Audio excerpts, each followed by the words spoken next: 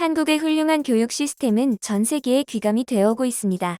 이 시스템을 자국에 도입하고자 하는 나라들이 늘어나고 있는데요. 최근에는 미국 매사추세츠주의 도시 렉싱턴에서 한국의 교육 시스템 연구를 위해 10명이 넘는 교사를 파견했습니다. 단순히 한국의 교육 시스템만 배우고 돌아가려고 했던 이들이 뜻밖의 장소인 고속도로에서 한국에서만 볼 수 있는 엄청난 것을 발견하고는 한국인들의 빛나는 아이디어와 일상 속의 배려에 혀를 내두르고 말았다고 하는데요. 교육 시스템을 벤치마킹하러 왔다가 교통 시스템까지 한 수 배우게 되었다며 예정보다 더 오랜 시간 한국에 머물렀다고 합니다. 도대체 그들에게는 무슨 일이 있었던 것일까요? 한번 자세히 알아보도록 하겠습니다. 최근 렉싱턴 현지 매체의 렉싱턴 교사들이 한국 여행 중 새로운 언어 교육법을 배웠다는 제목의 글이 올라왔는데요. 흥미로워 보이는 이 글은 과연 어떤 내용을 담고 있을까요? 브라이언의 한 초등학교 교사가 최근에 한국을 방문하고 언어를 가르치는 방법에 대한 새로운 아이디어를 도입하게 되었다는 소식이었습니다. 오드워 퀴뇨네스가 바로 그 주인공인데요. 퀴뇨네스는 2015년 렉싱턴 고등학교를 졸업하고 네브라스카 대학교에서 교육학 학위를 받았죠.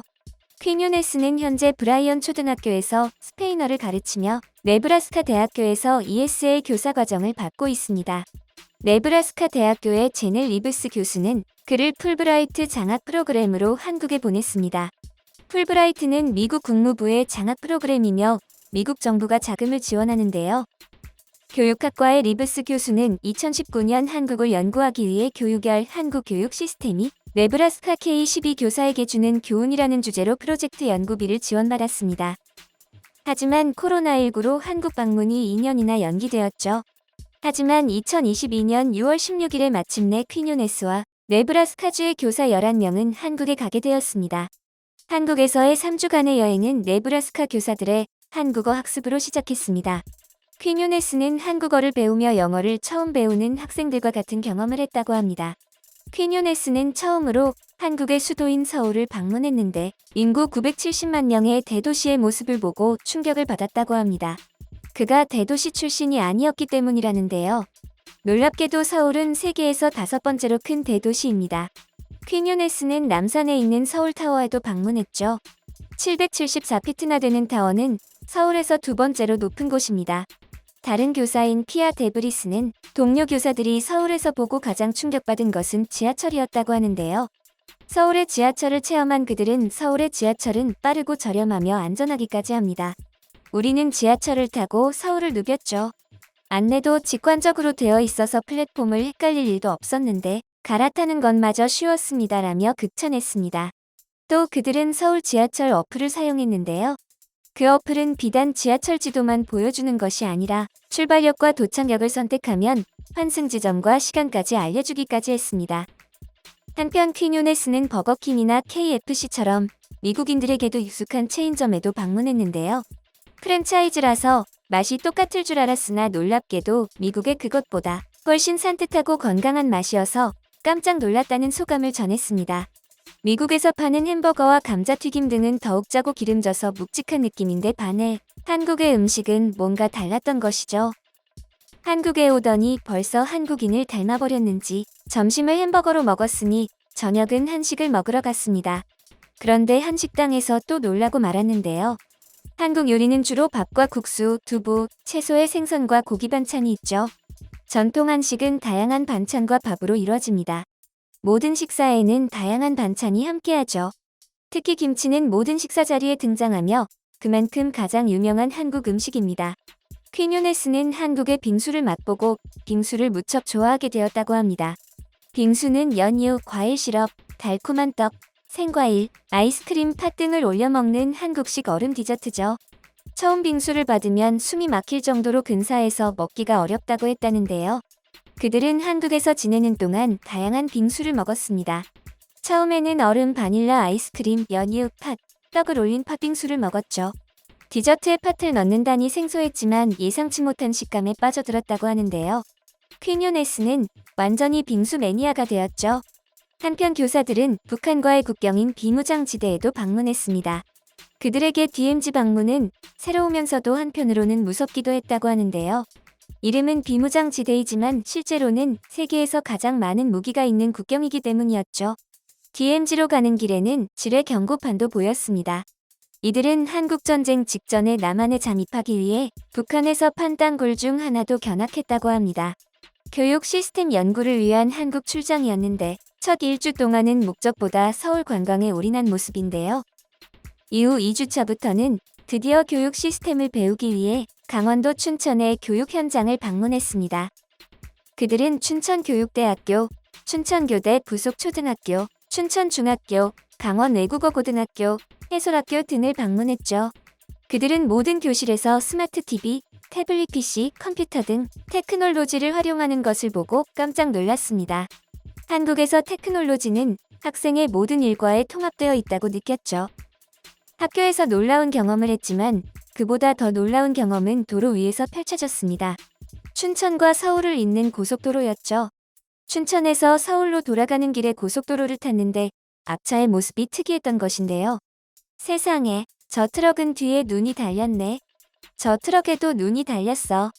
화물차들의 후면에 왕눈이 스티커가 붙어 있었습니다. 처음 그 모습을 본 교사들은 웃으면서 기사들이 귀여운 취향을 가졌다고 이야기했을 뿐이었는데요. 하지만 왕눈이 스티커가 붙어 있는 차가 한두 대가 아니었습니다. 왕눈이 스티커가 붙어 있지 않은 화물차를 찾아보는 것이 더 힘들 정도였죠. 그리고 어떤 버스에는 그보다 더 큰 눈이 붙어 있었습니다. 큰 차라면 어김없이 왕눈이 스티커가 붙어 있는 걸 보고 있으려니 왕눈이 스티커가 어떤 모임이나 무언가를 상징하는 표식인가 싶었다고 하는데요. 하지만 나중에 왕눈이 스티커의 의미를 이해하고 무릎을 탁 쳤습니다. 한국인들 중에서도 왕눈이 스티커의 의미를 모르는 사람들이 있는데요. 왕눈이 스티커를 붙이는 가장 큰 이유는 도로 위의 졸음운전을 예방하기 위해서입니다. 졸음운전은 계절과 시간대를 타기도 하지만 이런 부분과는 전혀 관계없이 많이 발생하기도 하는데요. 그렇기 때문에 졸음운전 사고는 쉽게 줄어들지 않습니다. 물론 자동차 회사에서 졸음운전으로 인한 사고를 방지하기 위해 운전자의 홍채를 인식해 전문센터로 연락이 되는 신기술을 선보이는 등 꾸준히 노력하고 있지만 이런 건 해당 차량을 구매한 고객들만 이용할 수 있는 기능일 뿐이라 전문가들은 근본적인 해결 방법은 될 수 없다고 진단합니다. 유수의 완성차 업체들이 본질을 파악하지 못하고 있을 때 한국인들은 아주 간단한 방법으로 졸음운전을 예방해왔던 것이죠. 그것이 바로 트럭의 왕눈이 스티커입니다. 낮에는 운전자의 시선을 자연스럽게 스티커로 유도하고 밤에는 후방 차량의 전조등을 약 200야드까지 반사시켜 전방주시 태만과 졸음운전을 예방하는 것이죠. 하지만 그들은 의문을 가졌죠. 과연 시선을 유도하는 것만으로 정말로 졸음운전을 예방할 수 있을까 하는 의문이었습니다. 그런데 실제로 트럭 왕눈이 스티커는 94%의 후방 차량 운전자들이 추돌 사고를 예방하는 데 도움이 된다고 응답했으며 약 75%에 해당하는 운전자가 긍정적인 관심을 가진 것으로 조사되었죠. 한국도로공사는 처음에 버스와 트럭 같은 대형 차량을 대상으로 무상 부착을 실시했었습니다. 지금은 스티커를 무상으로 부착해주지 않고 저렴한 가격에 유료로 판매를 하고 있는데요. 그럼에도 불구하고 사고율을 낮춰주기 때문에 한국의 트럭 운전자들은 선뜻 직접 사서 붙입니다. 이건 영국에서도 신기해했는데요.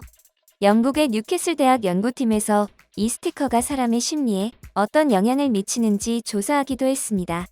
누군가 지켜보고 있는 듯한 심리적인 압박은 착한 행동 유발 이론 또는 감시의 눈 효과를 가져와 스스로 행동을 조심하게 되는 결과가 있었다고 합니다.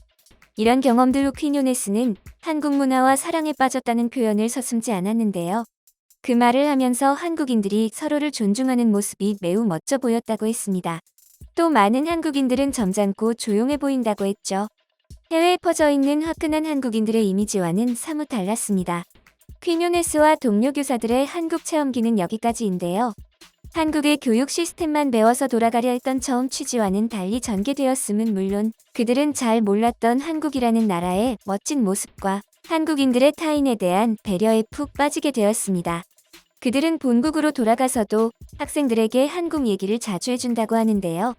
아시아에서 가장 뛰어난 나라로 일본이 자주 언급되지만 직접 가보니 아시아의 최고 나라는 한국이라며 나중에 어른이 되면 꼭 한번 가보라고 말이죠.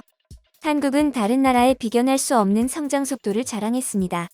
시민의식 역시 유례없는 속도로 높아지며 선진국이라는 타이틀에 걸맞은 정말 선진적인 나라가 되었는데요.